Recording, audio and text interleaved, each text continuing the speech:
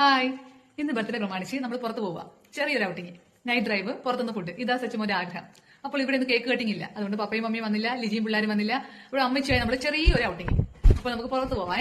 ഇപ്പോൾ വരികയല്ലേ, കമോൺ. പോകുന്നതിന് മുമ്പ് ലിജിയാന്റി കൊടുത്ത ഗിഫ്റ്റും അമ്മച്ചി കൊടുത്ത ഗിഫ്റ്റും കൂടെ ഈ വഞ്ചിയിലിടുകയാണ്. ആ ശരിയാ.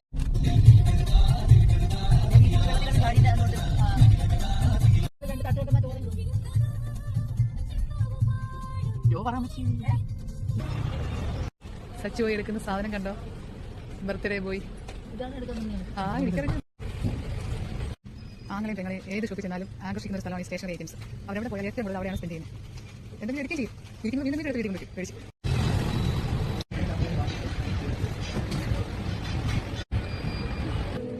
Happy birthday to you, happy birthday, happy birthday, happy birthday to U.